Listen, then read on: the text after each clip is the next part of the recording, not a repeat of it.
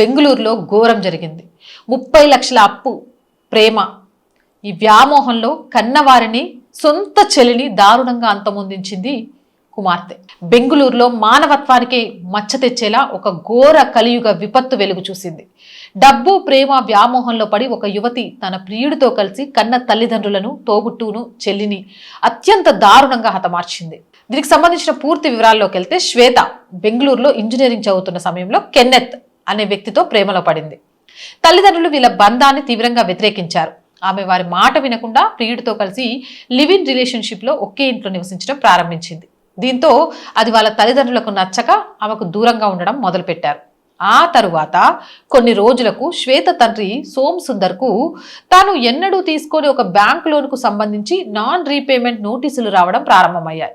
ఆయన కంగుదిని, అసలు నేను లోనే తీసుకోలే, నేను పేమెంట్ చేయట్లేదని నాకు వస్తుంది ఏంటి అని బ్యాంకుకు వెళ్ళి విచారించాడు. అప్పుడు అసలు నిజం బయటపడింది. శ్వేత ఎవరైతే పెద్ద కూతురుందో తన ప్రియుడు కెన్నెత్తో కలిసి వ్యాపారం ప్రారంభించడం కోసం తన తల్లిదండ్రుల సంతకాలను ఫోర్జరీ చేసి ఒక ప్రైవేటు బ్యాంకు నుంచి సుమారు 30 లక్షల రుణాన్ని మోసపూరితంగా తీసుకుంది. ఇక దీనికి సంబంధించి ఈ విషయం తెలియగానే కోపంతో, ఆవేశంతో సోమ్ సుందర్ శ్వేత ఉంటున్న ఫ్లాట్కి వెళ్ళి గట్టిగా నిలదీస్తే, నేను ఈ అప్పు తీర్చే ప్రసక్తే లేదు, నీ అంతట నువ్వే దీన్ని చెల్లించుకోవాలని ఆయన తెగేసి చెప్పాడు. అంతే, తమ బంధాన్ని వ్యతిరేకించారనే కక్ష, అప్పు దొరికిపోయిందనే భయంతో శ్వేత మరుసటి రోజే తన ప్రియుడు కెన్నెత్ని వెంటబెట్టుకుని పుట్టింటికి వెళ్ళింది. ఇంట్లో ఉన్న తల్లి, తండ్రి, 19 ఏళ్ల వయసున్న సొంత చెల్లెలిపై చాకులతో విచక్షణారహితంగా పలుమార్లు దాడి చేసి అక్కడికక్కడే అత్యంత దారుణంగా వాళ్ళను హతమార్చింది. సమాచారం అందుకున్న పోలీసులు నిందితులు శ్వేత మరియు కెన్నెత్లను అరెస్ట్ చేశారు. అయితే ఇంతటి ఘోరానికి వడిగట్టిన శ్వేతలో ఎలాంటి పశ్చాత్తాపం కనబడలేదు.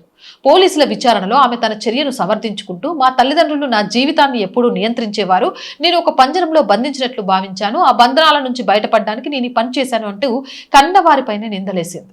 అసలు ఎందుకు ఇలా తయారవుతున్నారు? డబ్బు, స్వార్థం కోసమే కన్నవారినే కాటేసిన ఈ ఘటన ఎలా ఆలోచించాలి? అని ఒకటి మాత్రం చెప్తా, ఇలాంటి నిందితులకు కఠిన శిక్ష పడాలి.